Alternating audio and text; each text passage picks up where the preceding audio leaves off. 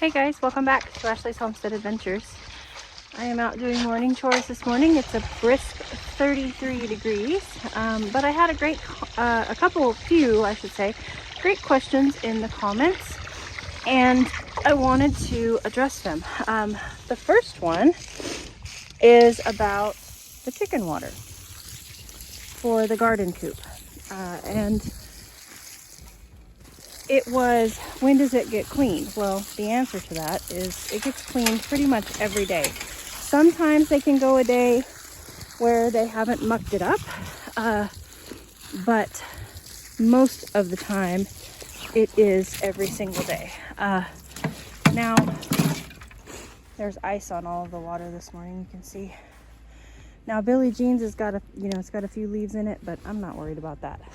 I just actually scrubbed Billie Jean's last week. So to answer that question, pretty much every day, and also in that question was a great idea or a great recommendation, which is, I love the comments for that. I love that it creates a community of people with ideas for other people, because what I'm doing might not work for everybody, but somebody here that watches these videos may be able to put a suggestion down in the comments that will work for somebody else.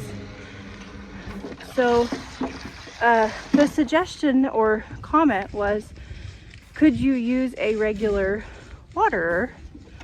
Would it stay cleaner longer? And the answer to that is yes, it will. I have to scrub my other chicken waterer about every 5 days. I like the pan method because, for one, it's really easy to clean. I just dump it out and spray it out every day.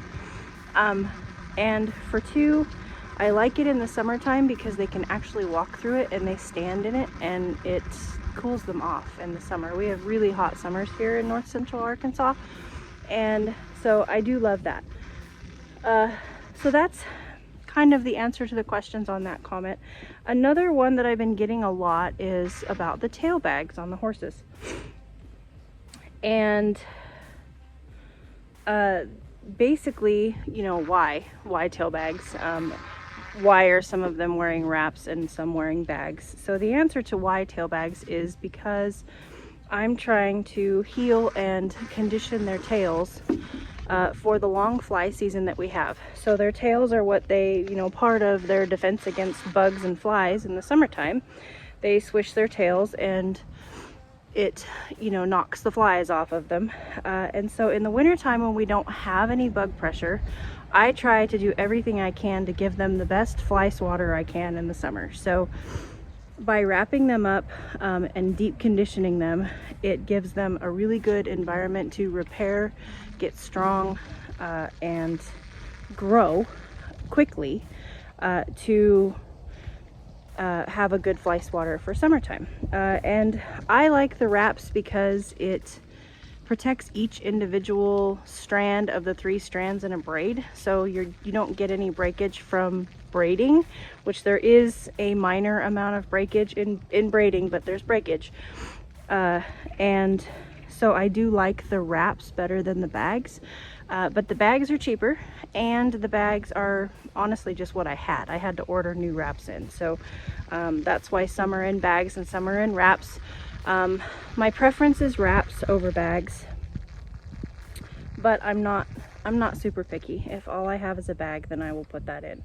The big thing to remember with tail wraps and tail bags, at least in my opinion, is I don't keep mine wrapped in the summertime when there are bugs out. Now, I know that there's some performance people that do, and that's fine. A lot of times those horses are covered in fly spray, and they have other means of protection against flies. But for me, just being on a farm, I don't keep mine wrapped. I want them to have every defense they can when the bugs come out. So with that being said, it would be my recommendation to not keep them wrapped in the summertime, to allow your horse to have defense against the bugs, rather than taking their tail away, which is their number one defense against the flies in the summertime. So that is that. I hope that you guys all had a wonderful Christmas and got to spend time with family and loved ones. And I'm gonna get back to cold morning chores. I gotta keep moving because it's a little brisk out here this morning. All right, everybody's been fed, but I need to fill up the horse's supplement barrel. And they have been getting smart packs, and smart packs are wonderful because you can cater to each individual horse, and they come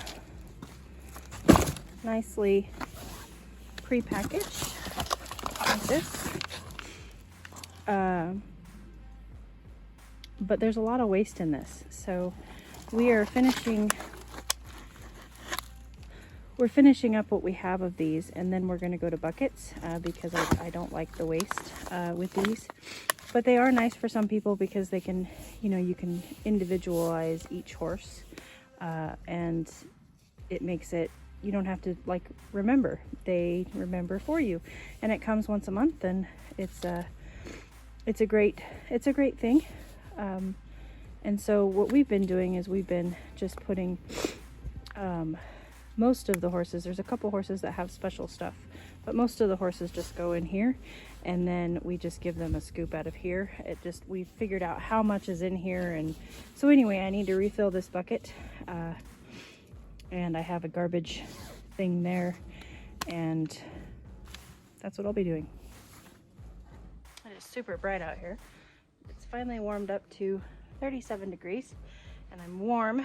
My nose is running because I've been running around doing chores, so I will sit down and take a break and get a bunch of these knocked out and in the barrel so that I can give the horses their supplements in their evening grain. I've already got the evening grain made up, so that part of my chores is done for tonight, and I just need to get this done so that I can give them their supplements.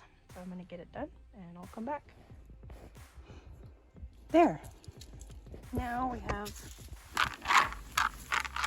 a good half bucket of supplements and garbage.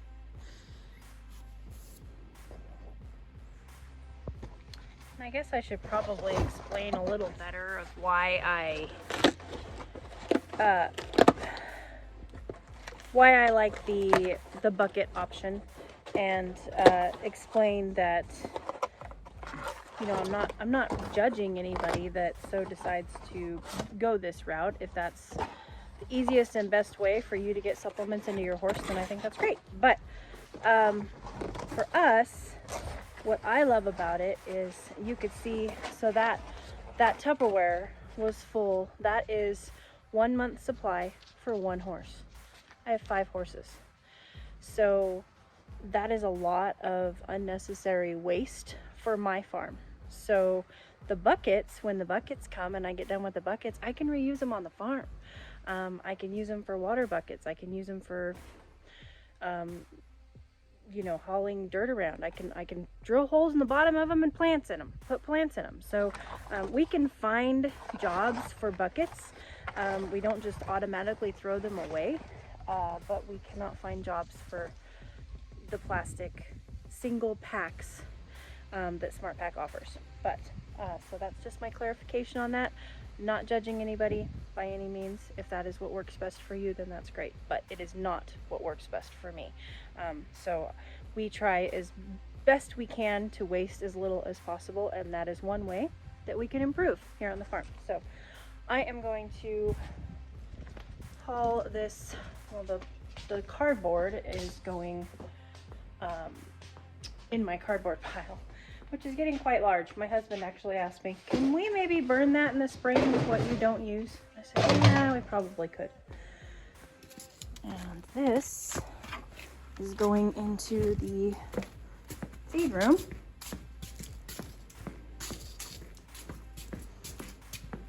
The other thing that I like about not filling this thing all the way up is that it's almost too heavy for me to carry when it's full. Alright, so then everybody 2 scoops.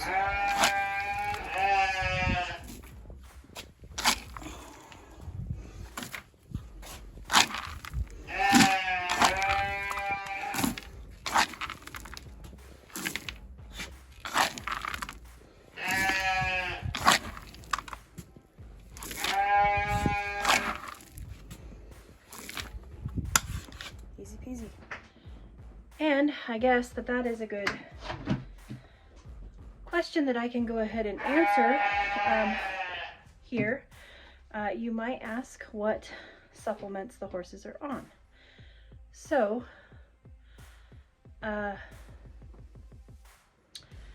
working down the line, Chance is on a selenium and vitamin E supplement. He's on a pituitary gland supplement. He is on, that's it for Chance. Gracie is on the vitamin E and selenium supplement, pituitary supplement, as well as a cranberry urinary tract supplement, as well as a arthritis glucosamine chondroitin MSM supplement.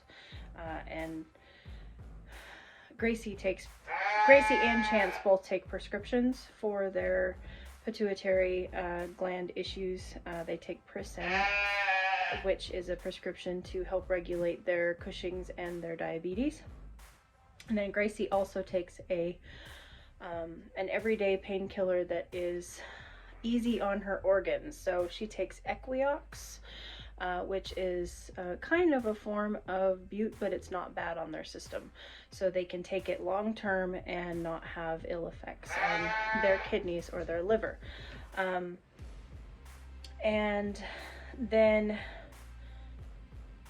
Maggie is on a vitamin E and selenium, and then she also gets a hoof supplement.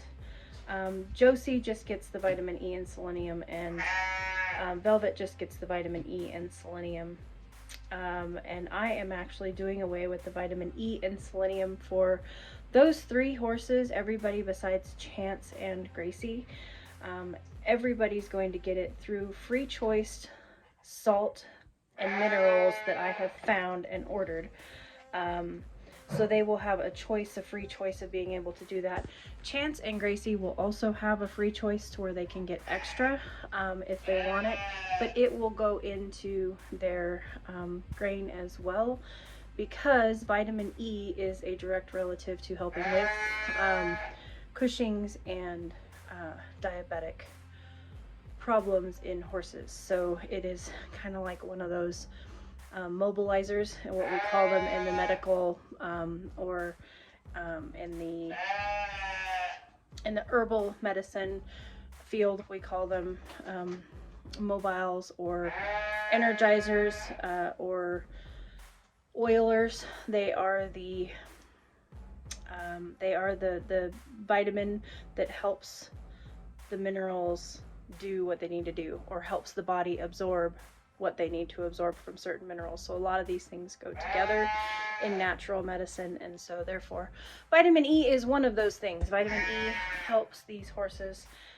It's actually a mobile unit for a lot of different things, for arthritis medications, as well as for the pituitary and the diabetic medications, as well as it's just really good for their coat and their skin. So anywho, that's that.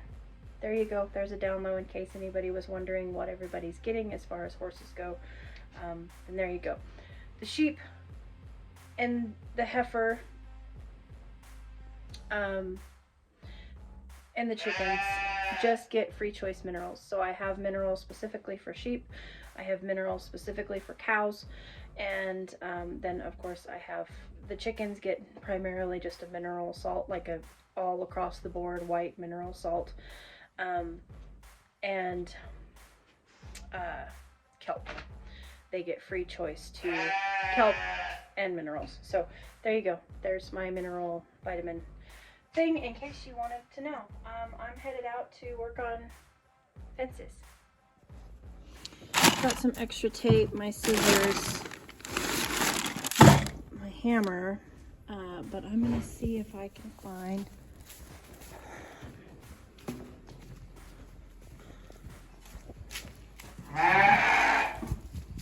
you are just, you're so full you don't know what you're hungry for. Yeah, you have reached that time in your life to where you guys have been doing nothing but eating for 45 days. And it's time because you're unsatiable. You're hungry and you don't even know what for.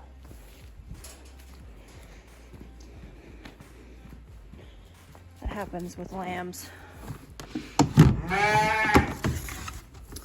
Okay. Those are T-post toppers. I could use those. Also T-post toppers. Ooh, what's this? Those. Oh yeah. Probably gonna need these too. These are for the wooden posts. I have nails, so I'll go ahead and take these also. I think I'm gonna have enough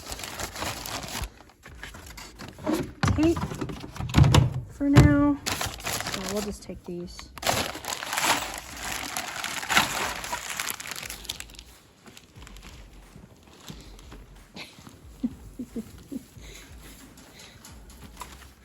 Oh, matey. And R. And Hansel. I know. They have got alfalfa hay. They have got grain in their bucket. They've got grass hay. They just don't even know what they're hungry for anymore. Okay. Into my wheelbarrow. Okay, so the first thing that I need to do is I need to cut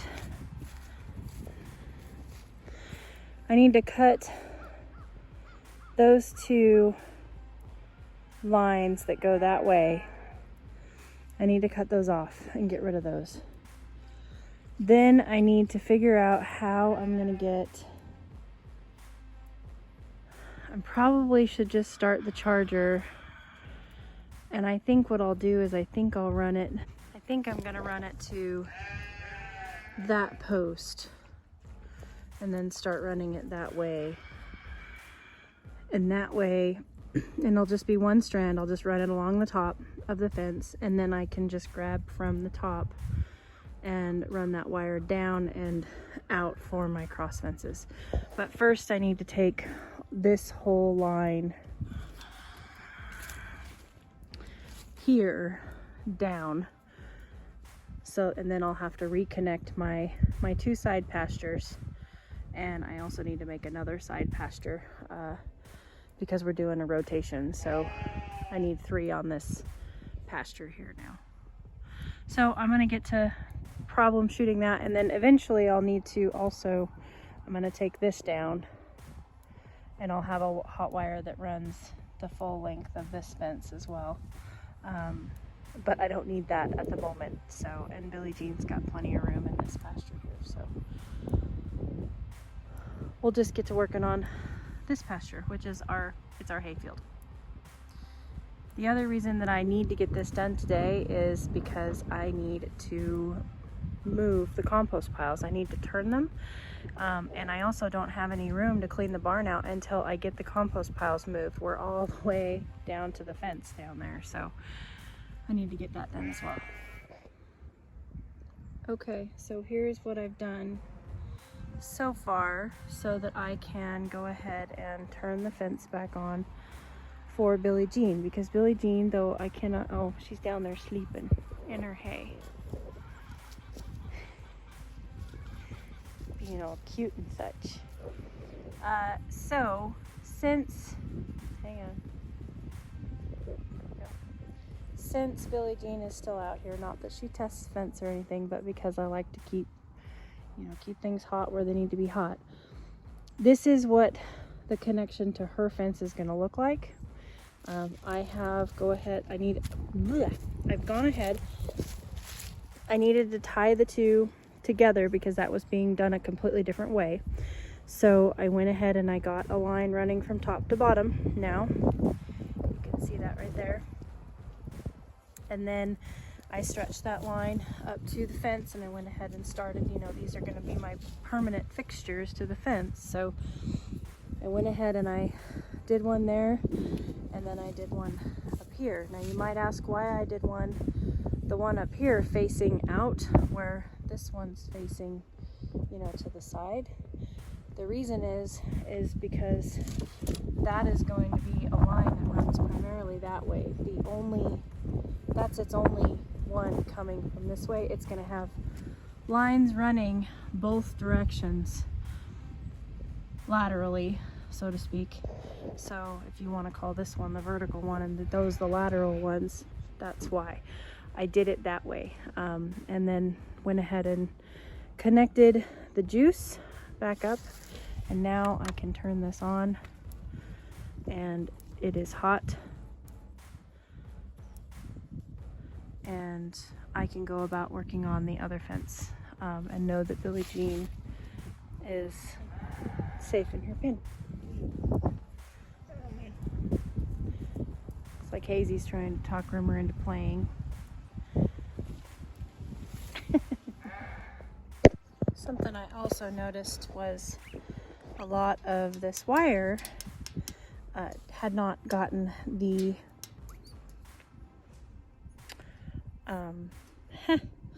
I'm not going to think of what these things are called, but they hadn't gotten their tie downs on, basically, and so I'm going to go ahead and secure this whole front of the pasture while I'm at it,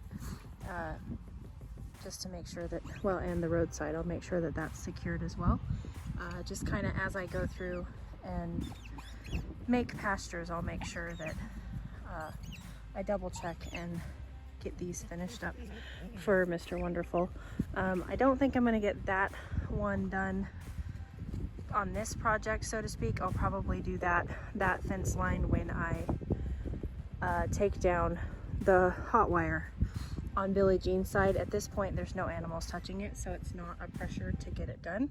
And maybe Mr. Wonderful will have time, but for now, I'm just going to go ahead and I'm going to get the front done, so that once I know that once I've been through and put the insulators on and put my finishing touches on stuff, that it's finished and I can move on to the next section. So these things are pretty cool, and they come with a little doodad. I've shown this before, but I'll show it again real quick if I can. It's kind of hard to show it one-handed, and I don't have your stool here. So let's see if I can get it to stay.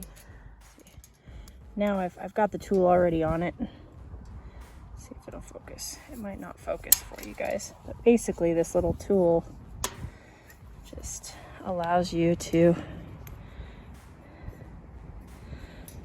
get my fingers to listen to what my brain is telling him. It just allows you to go around. You don't have to carry a pair of pliers. It's just very easy to go around and tie your little fence tie downs on. So I'm going to go through and continue working on these. Let's see if I can do it again for you.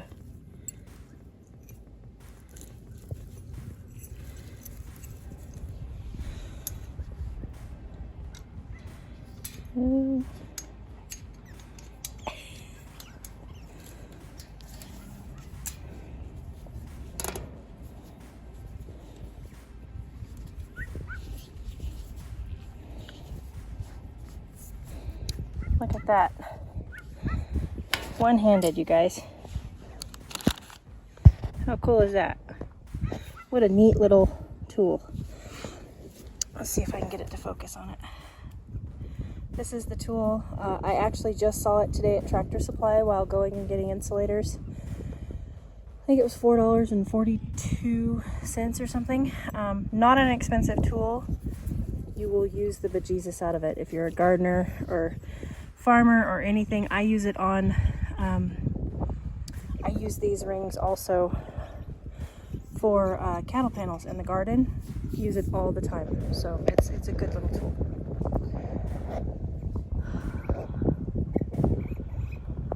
Bees out hunting. All right, well, I got this line done, and I just did the flat fence adapters, nailed them to the posts, on the posts, and then on the T-posts I just did the T-post caps that actually have electric fence adapters attached to them. So I've done that, and now I've run out. I've got 2 in my hand that are, you know, potential, can work with posts, but I've run out of post ones, and so I've done my inventory, and I need to go to the store so that I can finish this project.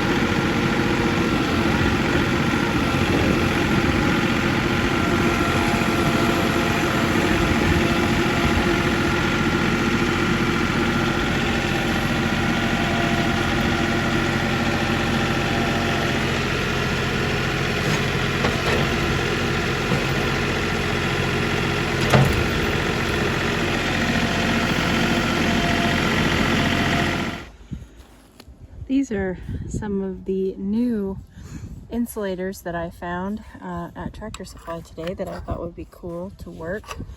And I'm using my handy dandy tool. As usually I would do this with a screwdriver, but I didn't have a screwdriver in my fencing wheelbarrow, and so this works just fine. But I think they're pretty cool, and I think they're going to work. The hot wire goes through here. I'll show you. And this is what they look like. They screw in, so I mean, the plastic part, this is plastic, it's going to break far before that does. Very, very strong. Pretty cool. So we'll see how it works. I've never used those before. Got my line string, and let's see here. Oh, that's pretty slick, if I do say so myself.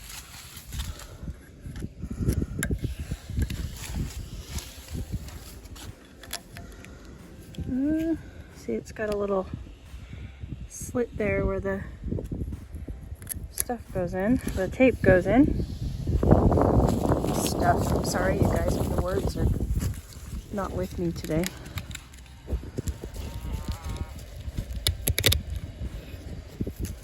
And these, that's how these work. And then they clip just like that.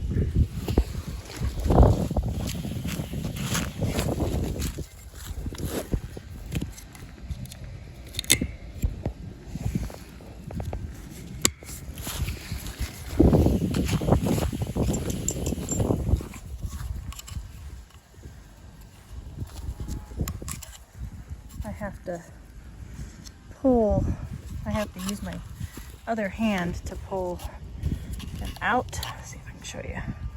Because you have to pull it out in order to leave that space down there for the wire to go through. And I can't do that one-handed.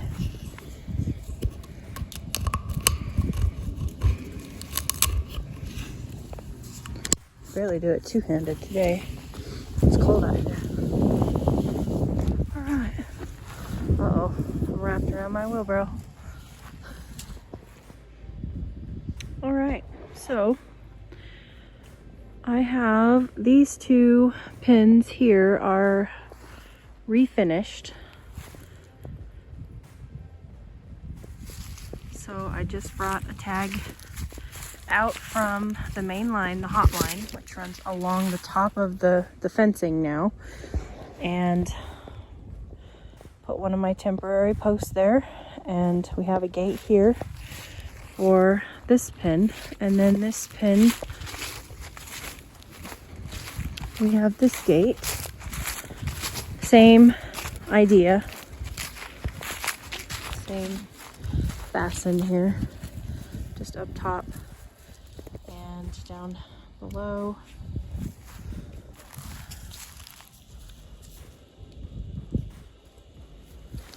And all of this is run, and we have a gate here because right now this is what we can afford. We can't afford the actual big panel gates at the moment. And as you can see, there used to be a stack of them right there. We don't have any left. We've used them all. So so this is the gate for right now. And if I need to, I can actually run a top wire that's even taller. None of this is the height of all of their fences, as far as their temporary fences. So this is usually fine, but we did have that one instance where Velvet jumped over this. And that's waist high on me. It's plenty tall enough for horses. She was just kind of a little out of her mind. So anyway, this is done, ready to turn on and be hot. But I don't have enough temporary fence posts at the moment to do another pin over here. And I need to, so I'm gonna go ahead and hop over to the back pasture. The other cool thing about this is when this gate is unhooked, this whole side of the pasture is not hot. So I can, you know, kind of section it that way. I kind of section my property out in sections to where I can hook up a gate and make a whole section hot, or I can just leave it unhooked. Like I'm going to leave that unhooked tonight because there's nobody out here. So there's no sense in wasting that electricity on all of this fencing when it can just go to Billie Jean. So I'm going to hop across over here to the back pasture. I'm just running out of light, so I wanted to tell you guys this first. So I'm gonna hop across to the back pasture here, and I'm gonna move the sheep pen over one, and the sheep pen is down there right now. And so I will be able to take down 2 runs of hot wire from here. And that will all be seated and done. So we'll just be in the last 3 runs of this pin for now. So I can go get all those stakes. That will give me enough stakes to do this pasture over here. Hey guys, Editing Ashley here. I was just editing this video and realized that I didn't finish. I didn't get to say goodbye to you guys. So I hope that you enjoyed coming along with me today while I worked on fences. Of course, as usual, I ran out of light, but hopefully tomorrow's another day and we'll get more done tomorrow. I hope you guys had a wonderful, beautiful Christmas with your families, and I hope that you have a great week coming up. I'll catch you on the next one. Yours truly.